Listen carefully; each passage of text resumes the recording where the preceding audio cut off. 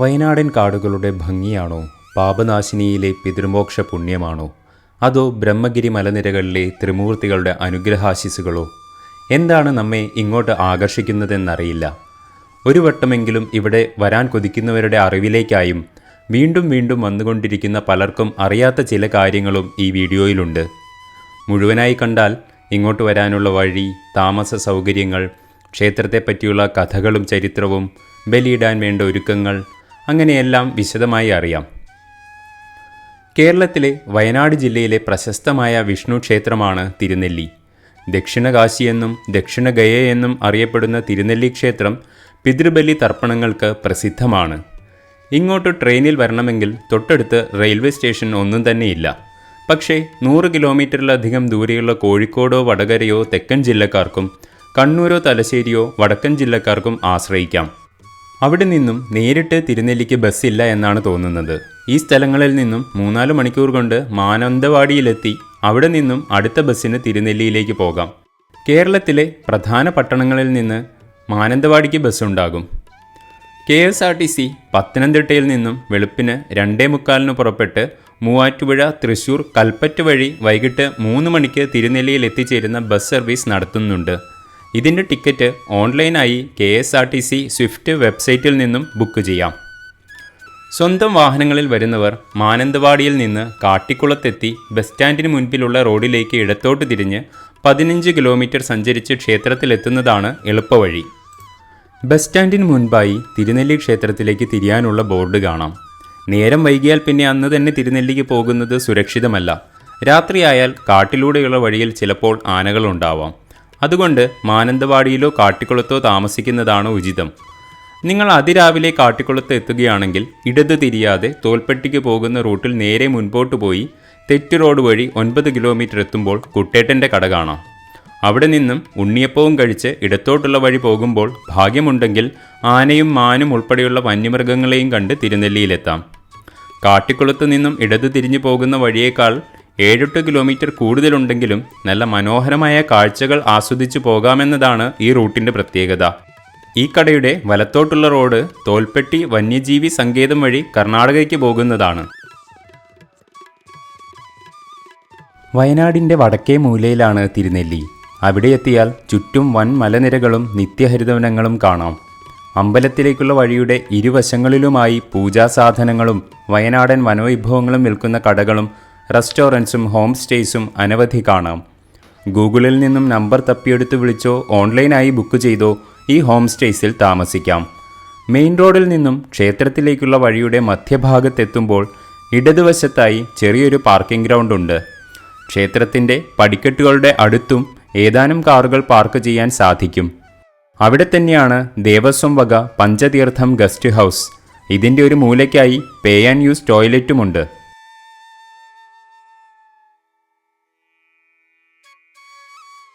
ബാക്കി വിവരങ്ങൾ പറയുന്നതിന് മുൻപ് ഒരു കാര്യം പറയട്ടെ. നമ്മുടെ ചാനലിൽ ചെറുതും വലുതുമായ നിരവധി ക്ഷേത്രങ്ങളുടെ വീഡിയോസ് ചെയ്തിട്ടുണ്ട്. മൺമറഞ്ഞു പോയിക്കൊണ്ടിരിക്കുന്ന പല ഐതിഹ്യങ്ങളും ചരിത്രവും ഭാവിയിലേക്ക് വേണ്ടി രേഖപ്പെടുത്താനും ഈ ക്ഷേത്രങ്ങളിലേക്ക് എത്തുന്ന ഭക്തരുടെ സൗകര്യത്തിന് വേണ്ടുന്ന കാര്യങ്ങൾ വിശദീകരിക്കുകയുമാണ് ലക്ഷ്യം. നിങ്ങൾ പോകാൻ ആഗ്രഹിക്കുന്നതോ അല്ലെങ്കിൽ നിങ്ങളുടെ സമീപത്തുള്ളതോ ആയ ഏതെങ്കിലും ക്ഷേത്രങ്ങളെക്കുറിച്ച് വീഡിയോ ചെയ്യണമെങ്കിൽ കമൻറ്റിലൂടെ അറിയിക്കൂ. അതിനുള്ള ശ്രമം തീർച്ചയായും നടത്താം. ഇനി നമുക്ക് വിശേഷങ്ങൾ തുടരാം.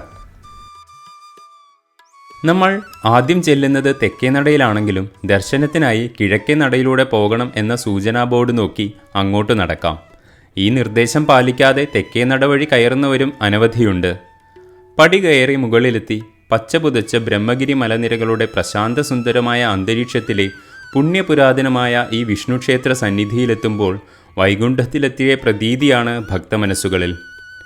ബ്രഹ്മഗിരി മലനിരകളിലെ കമ്പമല, കരിമല, വരടികമല എന്നിവയാൽ ചുറ്റപ്പെട്ട തിരുനെല്ലി ക്ഷേത്രത്തിന് സഹ്യാമലക ക്ഷേത്രം എന്ന പേരുമുണ്ട്. അമലക അഥവാ ആംല എന്നാൽ നെല്ലിക്കയാണ്. അതുതന്നെയാണ് മലയാളത്തിൽ തിരുനെല്ലി.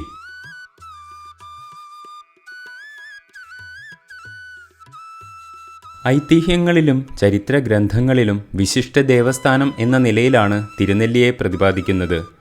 ശ്രീ തിരുനെല്ലി ക്ഷേത്രത്തെ സ്മരിച്ചാൽ തന്നെ ഐശ്വര്യവും മോക്ഷവും ലഭിക്കുമത്രേ. ക്ഷേത്രത്തിൻ്റെ ഉൽപ്പത്തിയെപ്പറ്റി പല കഥകളുമുണ്ട്. ബ്രഹ്മാവ് ഈ ക്ഷേത്രം നിർമ്മിച്ച് വിഷ്ണുവിന് സമർപ്പിച്ചുവെന്നും അതുകൊണ്ടാണ് ഈ ക്ഷേത്രത്തിന് ചുറ്റുമുള്ള മലനിരകൾ ബ്രഹ്മഗിരി എന്നറിയപ്പെടുന്നതുമെന്നാണ് ഒരു ഐതിഹ്യം. കുടകുമലകളോട് ചേർന്ന് കിടക്കുന്ന ബ്രഹ്മഗിരിയുടെ മനോഹാരിതയിൽ വന്നിറങ്ങിയ ബ്രഹ്മദേവൻ അവിടുത്തെ പ്രകൃതിയിൽ വിഷ്ണു സാന്നിധ്യം തിരിച്ചറിഞ്ഞു. മലയിൽ നിന്ന് കണ്ടെത്തിയ വിഷ്ണുശില ബ്രഹ്മഗിരിയുടെ താഴ്വാര പ്രദേശമായ തിരുനെല്ലിയിൽ പ്രതിഷ്ഠിച്ചു. ബ്രഹ്മാവിന് മുന്നിൽ പ്രത്യക്ഷപ്പെട്ട വിഷ്ണു ഭഗവാൻ ക്ഷേത്രമാഹാത്മ്യം ഇങ്ങനെ വിശദീകരിച്ചു. ശ്രീ തിരുനെല്ലി ക്ഷേത്രത്തെ ഓർത്താൽ ഐശ്വര്യവും മോക്ഷവും ലഭിക്കുന്നതാണ്. കാശിയിൽ പരമമായ ശാന്തി ലഭിക്കുന്നത് പോലെ ഇവിടെയും മോക്ഷം നേടാം. ഇവിടെ പിണ്ടം വച്ചാൽ ഗയാശ്രാദ്ധം ഊട്ടിയ ഫലമുണ്ടാകും. വിഷ്ണു ഭഗവാൻ ഇങ്ങനെ അരുളി ചെയ്തു. വിഷ്ണു ആദ്യമായി പ്രത്യക്ഷപ്പെട്ടത് ഒരു നെല്ലിമരത്തിലാണെന്നും അതിനാൽ ഈ സ്ഥലത്തിന് തിരുനെല്ലി എന്ന പേര് സിദ്ധിച്ചുവെന്നും ആ ഐതിഹ്യം തുടരുന്നു. തിരുനെല്ലി എന്ന പേര് വന്നതിന് പിന്നിൽ പറഞ്ഞു കേൾക്കുന്ന മറ്റൊരു കഥയുമുണ്ട്.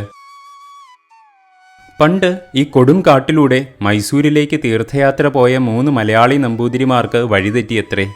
വിശന്ന് വലഞ്ഞ് വഴിയറിയാതെ വലഞ്ഞ് അവർ അവസാനം കാടുമൂടിക്കിടക്കുന്ന പുരാതനമായ ഒരു ക്ഷേത്രം കണ്ടെത്തി. ക്ഷേത്രത്തോട് ചേർന്ന് ഒരു വലിയ നെല്ലിമരം അവർ കണ്ടെന്നും ആ നെല്ലിമരത്തിൽ നിന്ന് വിശപ്പ് മാറുവോളം നെല്ലിക്ക കഴിച്ച് ക്ഷീണമകറ്റിയെന്നും പറയപ്പെടുന്നു. അവരാണത്രേ നെല്ലിമരങ്ങൾ നിറഞ്ഞ ഈ താഴ്വരയെ തിരുനെല്ലി എന്ന് വിളിച്ചത്.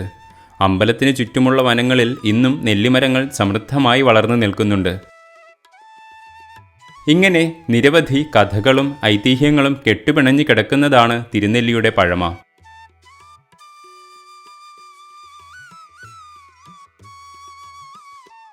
അയ്യായിരം വർഷങ്ങൾക്ക് മുൻപ് കേരള കർണാടക അതിർത്തി പ്രദേശങ്ങളിൽ ആധിപത്യമുണ്ടായിരുന്ന വേട രാജവംശം ആരാധനയ്ക്കായി നിർമ്മിച്ചതാണ് തിരുനെല്ലി ക്ഷേത്രമെന്നാണ് കരുതുന്നത്.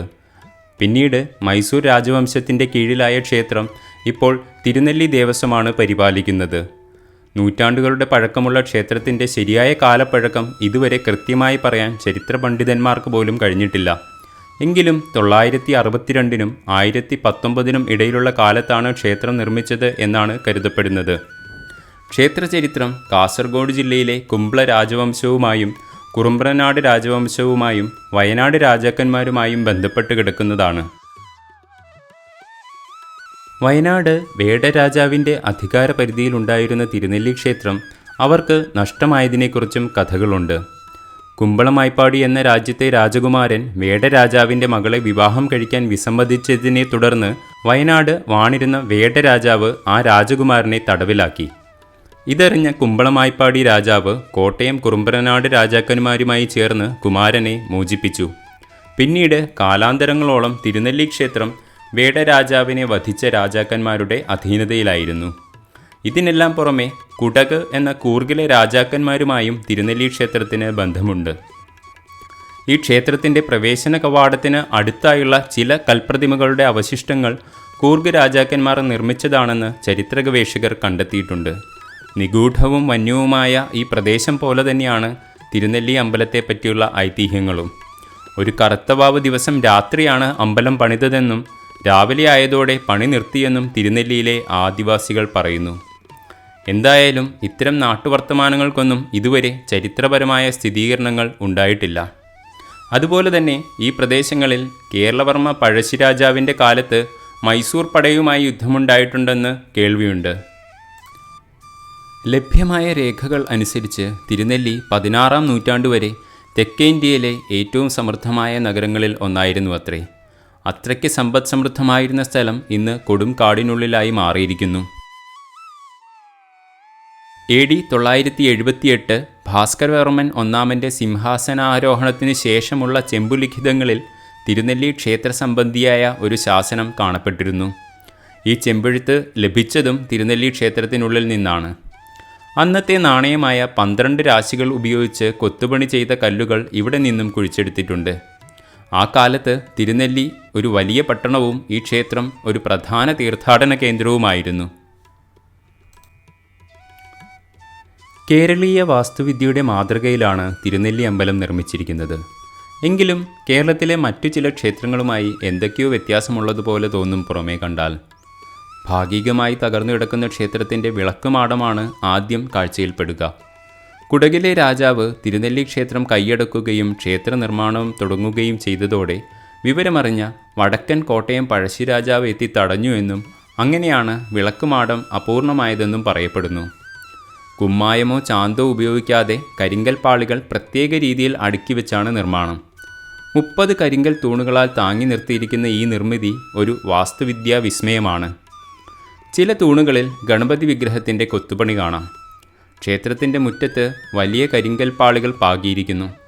നിലത്ത് പാകിയിരിക്കുന്ന കല്ലുകളിൽ പ്രാചീന ലിപിയിൽ രേഖപ്പെടുത്തിയിരിക്കുന്ന കാര്യങ്ങൾ നമുക്ക് മനസ്സിലാകണമെന്നില്ല. ഈ ചുറ്റമ്പലം പലതവണ പുനരുദ്ധാരണ ശ്രമങ്ങൾക്ക് വിധേയമായെങ്കിലും അതൊന്നും പൂർത്തിയായിട്ടില്ല. ഇപ്പോൾ നടക്കുന്ന പുനരുദ്ധാരണ പ്രവർത്തനങ്ങൾ ക്ഷയിച്ചുകൊണ്ടിരിക്കുന്ന ക്ഷേത്ര നിർമ്മിതികൾക്ക് പുതുജീവൻ കൊടുക്കുമെന്നാണ് പ്രതീക്ഷ. അതേസമയം തന്നെ പഴമയുടെ ആ മനോഹാരിതയും തനിമയും നഷ്ടപ്പെടുമോ എന്ന് ഭയക്കുന്നവരുമുണ്ട്. ക്ഷേത്രമുറ്റത്ത് വടക്കുഭാഗത്തായി കാലത്തെ അതിജീവിക്കുന്ന മറ്റൊരു ചരിത്ര നിർമ്മിതിയായ ഒരു കരിങ്കൽ പാത്തി കാണാം. ബ്രഹ്മഗിരി മലനിരകളിലെ ഏതോ നീരുറവയുടെ ചുവട്ടിൽ നിന്ന് ക്ഷേത്രത്തിലെ പൂജയ്ക്ക് വെള്ളമെത്തിക്കാനാണത്രേ ഈ കൽപ്പാത്തി നിർമ്മിച്ചത്. ഈ കൽപ്പാത്തിയുടെ നിർമ്മാണത്തിന് പിന്നിലും രസകരമായൊരു കഥയുണ്ട്. പണ്ട് ചിറയ്ക്കൽ കോവിലകത്തെ രാജാവിൻ്റെ പത്നി വാരിക്കര നായർ കുടുംബത്തിലെ തമ്പുരാട്ടി തിരുനെല്ലി അമ്പലദർശനത്തിനെത്തിയത്രേ. ദാഹശമനത്തിനായി തമ്പുരാട്ടി ക്ഷേത്രം പരിചാരകരോട് വെള്ളം ആവശ്യപ്പെട്ടു. അപ്പോൾ അവർ തീരെ ചെറിയ ഒരു കിണ്ടിയിൽ അല്പം വെള്ളം കൊണ്ടുവന്ന് നൽകി. ക്ഷേത്രക്കിണറിൽ വെള്ളമില്ലാതെ പോയോ എന്ന് തമ്പുരാട്ടി ചോദിച്ചപ്പോൾ ക്ഷേത്രത്തിൽ കിണറില്ലെന്നും ക്ഷേത്ര ആവശ്യങ്ങൾക്കായുള്ള വെള്ളം ദൂരെ ബ്രഹ്മഗിരിമലയിലെ ഒരു ഉറവയിൽ നിന്നുമാണ് എടുക്കുന്നതെന്ന് അവർ പറഞ്ഞു. ഇത് കേട്ടപ്പോൾ അവർ ക്ഷേത്രത്തിലേക്ക് ശുദ്ധജലം എത്തിച്ചതിന് ശേഷം മാത്രമേ ഇനി ജലപാനം ചെയ്യുവെന്ന് പ്രതിജ്ഞയെടുത്തു. പരിചാരകരെ ഉപയോഗിച്ച് മുളയുടെ പാത്തി വച്ച് പാപനാശിനിയിൽ നിന്നും വെള്ളം കൊണ്ടുവരാൻ താൽക്കാലിക ക്രമീകരണങ്ങൾ ചെയ്തുവെന്നും അതിനുശേഷം മാത്രമാണ് ജലപാനം നടത്തിയത് എന്നുമാണ് കഥകൾ. തുടർന്ന് വാസ്തുവിദ്യാ വിദഗ്ധനായ വായിക്കര വലിയ നമ്പ്യാതിരിയുടെ മേൽനോട്ടത്തിൽ സമർത്ഥരായ കരിങ്കൽ പണിക്കാരെ കൊണ്ട് പണി കഴിപ്പിച്ചതാണത്രേ ഇപ്പോൾ കാണുന്ന കരിങ്കൽ പാത്തി. ക്ഷേത്രക്കിണർ ഇല്ലാത്ത തിരുനെല്ലിയിൽ ക്ഷേത്രാവശ്യങ്ങൾക്കും സമീപത്തെ വീടുകളിലേക്കും ഇപ്പോഴും ഈ പാത്തിയിൽ നിന്നാണ് വെള്ളമെടുക്കുന്നത്.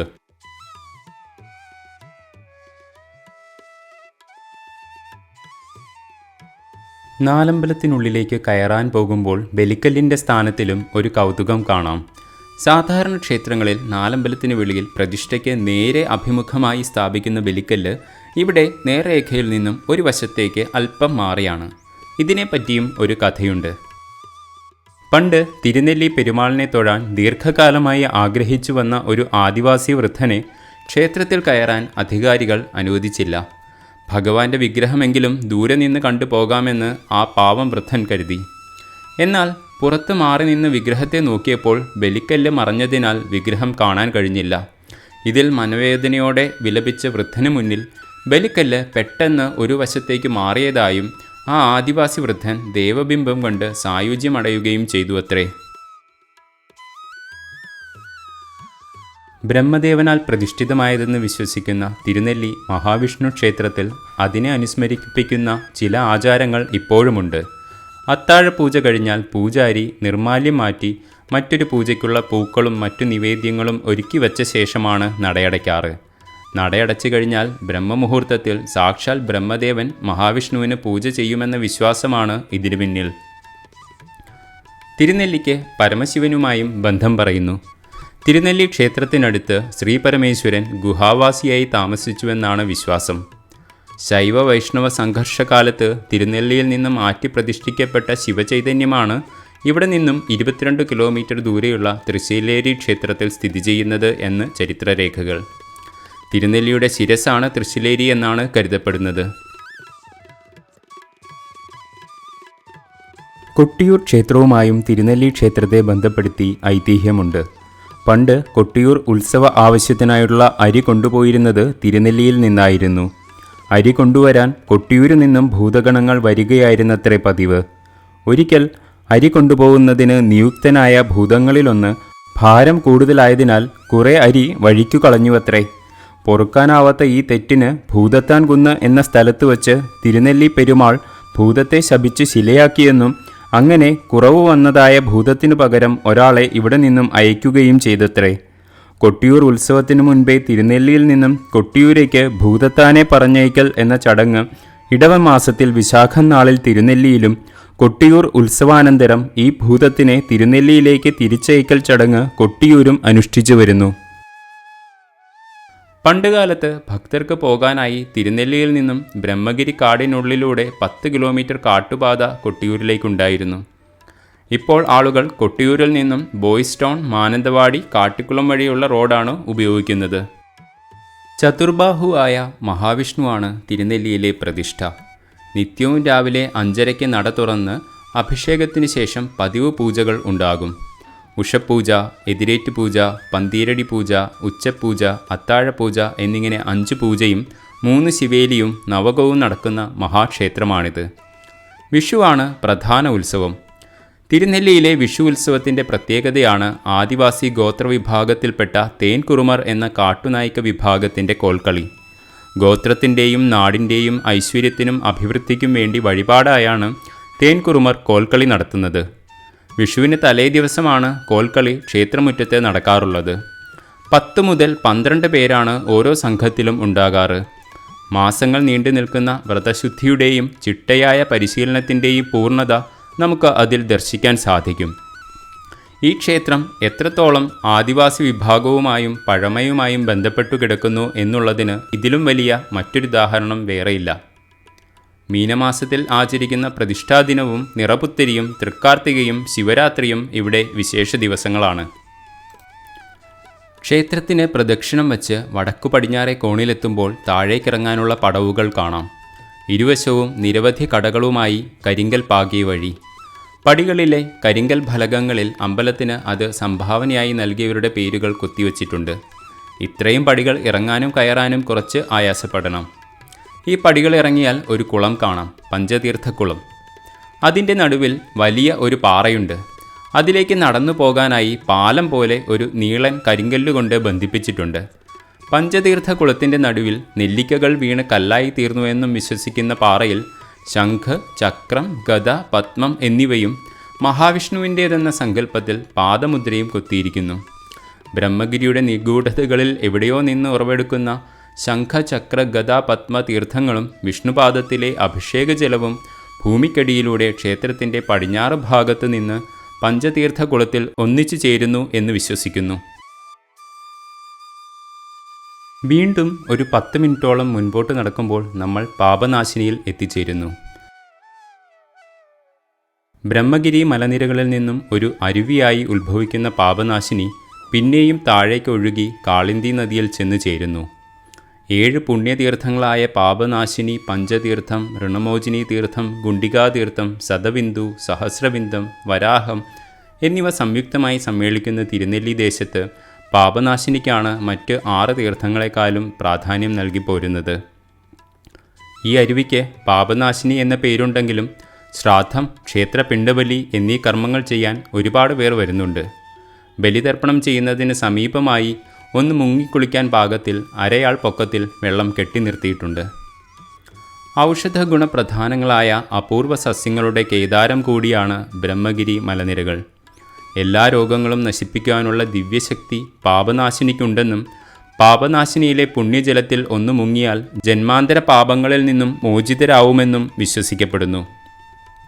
മരിച്ചവർക്കായി തിരുനെല്ലിയിൽ പിണ്ടം വയ്ക്കുന്നത് പിണ്ടപ്പാറയിലാണ്. ഈ പിണ്ടപ്പാറയെപ്പറ്റി പ്രസിദ്ധമായൊരു ഐതിഹ്യമുണ്ട്. പാഷാണഭേദി എന്നു പേരുള്ള ഒരു അസുരനെ ഒരിക്കൽ മഹാവിഷ്ണു ശപിക്കാനിടയായി. ശാപമോക്ഷത്തിനായി പ്രാർത്ഥിച്ച പാഷാണഭേദിയുടെ അഭ്യർത്ഥന മാനിച്ച് ഭഗവാൻ അവനെ പുണ്യശിലയാക്കിയെന്നും ശിരസ് ബീഹാറിലെ ഗയയിലും മധ്യഭാഗം ഗോദാവരിയിലും പാദം തിരുനെല്ലിയിലുമായി തീർന്നു എന്നുമാണ് ഐതിഹ്യം. അതുകൊണ്ട് തിരുനെല്ലിയിലെ പിണ്ടപ്പാറയിൽ ശ്രാദ്ധമൂട്ടിയാൽ ഗയാശ്രാദ്ധത്തിൻ്റെ ഫലം ലഭിക്കുമെന്നും തീർത്ഥജലത്തിൽ പിണ്ടം പതിച്ച് ഒഴുകിപ്പോകുമ്പോൾ പരേതാത്മാവിന് മുക്തി ലഭിക്കും എന്നുമാണ് വിശ്വാസം. പാപനാശിനിക്ക് ആ പേര് കിട്ടിയതിന് പിന്നിലെ ഐതിഹ്യങ്ങൾ പലതാണ്. രാവണ യുദ്ധം കഴിഞ്ഞ് ലങ്കയിൽ നിന്ന് യുദ്ധം ജയിച്ച് മടങ്ങുകയായിരുന്ന ശ്രീരാമൻ തിരുനെല്ലിയിൽ അച്ഛൻ ദശരഥന് വേണ്ടി കർമ്മങ്ങൾ ചെയ്തുവെന്നും അന്നു മുതലാണ് പാപനാശിനിയിൽ ഭക്തജനങ്ങൾ മരണപ്പെട്ട പ്രിയപ്പെട്ടവർക്ക് വേണ്ടിയുള്ള കർമ്മങ്ങൾ ചെയ്തു പോരുന്നതുമെന്നാണ് ഒരു വിശ്വാസം. മറ്റെവിടെയും ബലികർമ്മം ചെയ്തിട്ടും മോക്ഷം ലഭിക്കാത്തവർക്ക് പാപനാശിനിയിൽ പിതൃതർപ്പണം ചെയ്താൽ മോക്ഷം ലഭിക്കുമെന്ന് വിശ്വാസമുണ്ട്. അച്ഛൻ ജമദഗ്നി മഹർഷിയുടെ ആജ്ഞപ്രകാരം സ്വന്തം അമ്മയെ കൊല്ലേണ്ടി വന്ന പരശുരാമൻ ആ പാപം തീർക്കാൻ പല പുണ്യനദികളിലും സ്നാനം ചെയ്തെന്നും അതിലൊന്നും ഫലം കാണാതായപ്പോൾ പാപനാശിനിയിൽ വന്ന് പാപമുക്തനായി എന്നും വിശ്വാസമുണ്ട്. വിശ്വാസങ്ങൾ എന്തായാലും ഇന്നും ആത്മാക്കളുടെ നിത്യശാന്തിക്കായി ഇവിടെ എത്തുന്നവരുടെ തിരക്കിന് ഒട്ടും കുറവില്ല.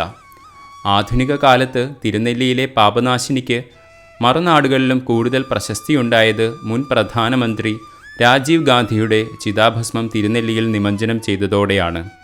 അതുകൊണ്ട് കുറച്ച് വർഷങ്ങൾക്ക് മുൻപ് അദ്ദേഹത്തിൻ്റെ പുത്രൻ രാഹുൽ ഗാന്ധി പാപനാശിനിയിൽ വന്ന് പിതൃകർമ്മം ചെയ്യുകയുണ്ടായി. പാപനാശിനിയിൽ നിന്ന് ക്ഷേത്രത്തിലേക്ക് നടക്കുന്നതിനിടയിൽ ഗുണ്ടിക ക്ഷേത്രത്തിൻ്റെ ബോർഡ് കാണാം. ആ വഴി മുൻപോട്ട് നടന്ന് പാപനാശിനിക്ക് കുറുകെയുള്ള ഒരു പാലവും കടന്നു ചെല്ലുമ്പോൾ ചെറിയ പാറക്കൂട്ടങ്ങൾക്കിടയിൽ തീരെ ഉയരം കുറഞ്ഞ ഒരു ഗുഹാക്ഷേത്രം കാണാം. പുറമേ കൊത്തുപണി ചെയ്തിട്ടുള്ള ഗുഹാമുഖത്ത് നിന്ന് അകത്തോട്ട് നോക്കിയപ്പോൾ നല്ല ഇരുട്ടുണ്ടെങ്കിലും ഉൾഭാഗത്ത് ഒരു നിലവിളക്ക് കത്തുന്നത് കാണാം. അഗസ്ത്യമുനി പ്രതിഷ്ഠിച്ചതാണ് ശിവലിംഗം എന്നും അദ്ദേഹത്തിൻ്റെ ആരാധനാമൂർത്തിയാണ് ശിവനെന്നും ഗുണ്ടികാക്ഷേത്രത്തെക്കുറിച്ച് പുരാണത്തിൽ പരാമർശമുണ്ട്. വർഷത്തിലൊരിക്കൽ കാർത്തിക നാളിൽ ദേശവാസികൾ ഈ ഗുഹാക്ഷേത്രത്തിലെ മൺചിരാതുകളിൽ ദീപം കൊളുത്തി പ്രാർത്ഥിക്കുന്നു. ഇവിടെ നിന്ന് കൊട്ടിയൂർ ക്ഷേത്രത്തിലേക്ക് പോകാൻ പണ്ട് ഒരു തുരങ്കപാത ഉണ്ടായിരുന്നുവെന്നും പറഞ്ഞു കേൾക്കുന്നു. തിരുനെല്ലിയുമായി ബന്ധമുള്ള മറ്റു ചില പുണ്യസ്ഥലങ്ങളുമുണ്ട്. തൃശ്ശിലേരി, കാളിന്തി, പാപനാശിനി, പക്ഷിപാതാളം എന്ന ഋഷിപാതാളം എന്നീ 4 ദിവ്യസ്ഥാനങ്ങൾ തിരുനെല്ലി ക്ഷേത്രവുമായി ബന്ധപ്പെട്ട് കിടക്കുന്നു. അതുപോലെ വൈഷ്ണവ സങ്കല്പങ്ങൾ വരുന്നതിന് മുൻപ് വയനാട്ടിലെ ആദിവാസികൾ ദൈവത്താർ എന്നൊരു കൽപ്പനയെ ആരാധിച്ചിരുന്നു. തിരുനെല്ലി ക്ഷേത്രത്തിന് താഴെയുള്ള ദൈവത്താർ മണ്ഡപം ഇതുമായി ബന്ധപ്പെട്ട ഒരു ആരാധനാ സ്ഥലമാണ്. തൃശ്ശിലേരിയിലെ മഹാദേവന് വിളക്കുവച്ച് ബ്രഹ്മഗിരിയിലെ പാപനാശിനിയിൽ ബലിതർപ്പണത്തിന് ശേഷം തിരുനെല്ലിയിൽ വിഷ്ണുവിനെ വണങ്ങുന്നതാണ് പഴയ ആചാരം. അതുകൊണ്ട് തിരുനെല്ലിയിൽ കർമ്മം ചെയ്താൽ ത്രിമൂർത്തി സാന്നിധ്യമുണ്ടെന്നാണ് വിശ്വാസം. കേരളത്തിൽ തിലോദകത്തിന് ഏറ്റവും മോക്ഷപ്രദമെന്ന് കരുതപ്പെടുന്ന ക്ഷേത്രങ്ങൾ തിരുവനന്തപുരത്തെ തിരുവല്ലം പരശുരാമ ക്ഷേത്രവും തിരുനെല്ലി വിഷ്ണു ക്ഷേത്രവുമാണ്. എല്ലാ ദിവസവും രാവിലെ തിരുനെല്ലിയിൽ ബലിയിടാൻ സാധിക്കുമെങ്കിലും കർക്കിടകം, തുലാം, കുംഭം, മേടം എന്നീ മാസങ്ങളിലെ കറുത്തവാവ് ദിവസങ്ങളിലാണ് ബലിയിടാൻ ഏറ്റവും കൂടുതൽ ഭക്തർ എത്തിച്ചേരുക. ഈ വിശേഷ ദിവസങ്ങളിൽ തിരക്ക് പ്രമാണിച്ച് പുലർച്ചെ 3 മണിക്ക് തന്നെ കർമ്മങ്ങൾ ആരംഭിക്കും. സാധാരണ ദിവസങ്ങളിൽ രാവിലെ 6 മണി മുതൽ 11 വരെ ബലിയിടാം. തിരുനെല്ലിയിലേക്ക് ബലിയിടാൻ വരുന്നവരുടെ അറിവിലേക്കായുള്ള കാര്യങ്ങൾ വിശദീകരിക്കാം. നിങ്ങളെക്കൊണ്ട് സാധിക്കുമെങ്കിൽ തലേ ദിവസം തന്നെ തൃശ്ശിലേരി മഹാദേവ ക്ഷേത്രത്തിലെത്തി വിളക്കും മാലയും സമർപ്പിച്ച് വൈകിട്ട് തിരുനെല്ലിയിലെത്താം. തലേ ദിവസം വരുന്നവർ ആദ്യമായി ദേവസ്വം വഴിപാട് കൗണ്ടറിൽ പണമടച്ച് കർമ്മത്തിന് വേണ്ട രശീതികൾ വാങ്ങേണ്ടതാണ്. രശീതി വാങ്ങിക്കുമ്പോൾ ശ്രദ്ധിക്കേണ്ട ഒരു കാര്യം, മരണപ്പെട്ടവരുടെയല്ല, പ്രസ്തുത കർമ്മം ചെയ്യുന്ന വ്യക്തിയുടെ പേരിലാണ് രശീതി വാങ്ങേണ്ടത്. ഇതിനെ ഒരാൾ പിണ്ഡം എന്ന് പറയുന്നു. ഒരാൾ പിണ്ഡത്തിന് പണം അടച്ചയാൾക്ക് തൻ്റെ തറവാട്ടിൽ താൻ അറിഞ്ഞും അറിയാതെയും മരിച്ച പിതൃക്കൾക്ക് മുഴുവനായും കർമ്മങ്ങൾ നടത്താവുന്നതാണ്. നിങ്ങൾക്ക് തൃശ്ശിലേരിയിൽ പോകാൻ സാധിച്ചില്ല എങ്കിൽ അവിടത്തേക്ക് വിളക്കുമാലയ്ക്ക് 10 രൂപ അടക്കം തിരുനെല്ലി ക്ഷേത്രത്തിലെ ബലികർമ്മത്തിന് 70 രൂപയും കൂട്ടി 80 രൂപയാണ് അടയ്ക്കേണ്ടത്. മുകളിൽ പറഞ്ഞ പ്രകാരം രശീതി വാങ്ങിക്കഴിഞ്ഞാൽ സന്ധ്യാസമയത്ത് ദേഹശുദ്ധി വരുത്തി ക്ഷേത്രനടയിൽ നിൽക്കണം. ദീപാരാധന കഴിഞ്ഞ ഉടനെ അവിടെ വച്ച് വാദ്യാർ കർമ്മം ചെയ്യുന്നവർക്കായി സത്യവാചകം ചൊല്ലിത്തരുന്നതാണ്. ഭഗവാനെ തൊഴുത് നിന്ന് പ്രാർത്ഥന ഏറ്റുചൊല്ലിയ ശേഷം ദണ്ഡ നമസ്കാരം നടത്തി ആചാരപ്രകാരം ഭണ്ഡാരത്തിൽ കാണിക്ക സമർപ്പിക്കേണ്ടതാണ്. ഇതോടെ തലേ ദിവസത്തെ ഒരുക്കങ്ങൾ പൂർത്തിയാകുന്നു. അടുത്ത ദിവസം പുലർകാലത്ത് 6 മണിക്ക് കുളിക്കുന്നതിന് മുൻപായി ക്ഷേത്രനടയിലെത്തി പ്രത്യേകം തയ്യാറാക്കിയ കൗണ്ടറിൽ രശീതി കാണിച്ച് ബലിസാധനവും ദർഭയും വാങ്ങിക്കേണ്ടതാണ്. ഇനി കർമ്മം ചെയ്യുവാനായി പാപനാശിനിയിലേക്ക് പോകാം.